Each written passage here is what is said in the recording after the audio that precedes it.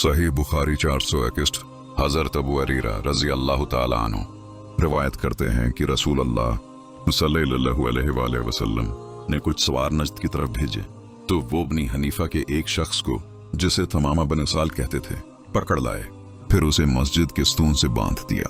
सही बुखारी 462। साहिब इब्न यजीद रजी अल्लाह ताला अन्हु रिवायत करते हैं कि मैं मस्जिद में खड़ा था कि एक शख्स ने मुझे कनकरी मारी। मैंने उसकी तरफ देखा तो वो उम्र बिन खिताब थे। उन्होंने मुझसे कहा कि उन दोनों को मेरे पास लाओ। चुनांचा में इन दोनों को इन के पास ले गया। उमरान से कहा कि तुम किस कबीला में से हो या तुम किस मकाम के हो। उन्होंने कहा कि ताइफ के रहने वालों में से हैं। उमर ने कहा कि अगर तुम इस शहर के रहने वालों में होते तो मैं तुम्हें सजा देता। तुम रसूल खुदा सल्लल्लाहु अलैहि वसल्लम की मस्जिद में अपनी आवाजें बुलंद करते हो। सही बुखारी 463।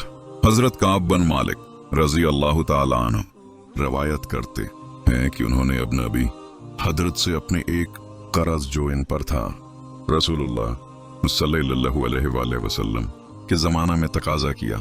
बहमी गुफ्तगू में दोनों की आवाजें बुलंद हो गईं, जिनको रसूलुल्लाह सल्लल्लाहु अलैहि वसल्लम ने भी सुन लिया।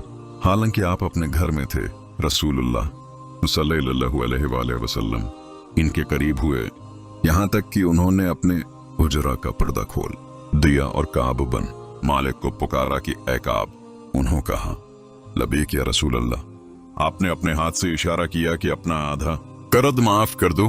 काब ने कहा या रसूल अल्लाह सल्लल्लाहु अलैहि वसल्लम मैंने कर दिया। तब रसूलुल्लाह सल्लल्लाहु अलैहि वसल्लम ने अब नबी दर्द से फरमाया कि उठो और बाकी कर्ज अदा कर दो। सही बुखारी 464। इब्न उमर रज़ी अल्लाह ताला अन्हु से रवायत है कि एक शख्स ने नबी सल्लल्लाहु अलैहि वसल्लम से पूछा और आप सल्लल्लाहु अलैहि वसल्लम मनबर पर थे कि रात की नमाज के बारे में आप क्या हुक्म देते हैं। आपने फरमाया कि दो दो रकात। फिर जब तुम में किसी को सुबह का खौफ हो तो एक रकात और पढ़ ले और वो एक रकात उसके लिए जिस कदर पढ़ चुका वितर कर देगी। इब्न उमर कहा करते कि रात को अपनी आखिरी नमाज को वितर बनाओ। सही बुखारी 465। अबू मुरहब वाकिद लीसी रवायत करते हैं कि एक रोज रसूलुल्लाह सल्लल्लाहु अलैहि वसल्लम मस्जिद में थे कि तीन आदमी आए। दो तो रसूलुल्लाह सल्लल्लाहु अलैहि वसल्लम के सामने आगे और एक चला गया। फिर उन दो में से एक ने हल्का में गुंजाइश देखी और वहां बैठ गया और दूसरा सबसे पीछे बैठ गया। जब रसूलुल्लाह सल्लल्लाहु अलैहि वसल्लम वहां से फारिग हुए तो फरमाया क्या मैं तुम्हें उन तीन आदमियों के मुतालिक खबर ना दूं कि उनमें से एक अल्लाह की तरफ आया और अल्लाह ने उसे जगह दी और दूसरे ने हया की तो अल्लाह ने भी इससे हया की और तीसरे ने इराद किया तो अल्लाह ने भी उससे मुंह फेर लिया।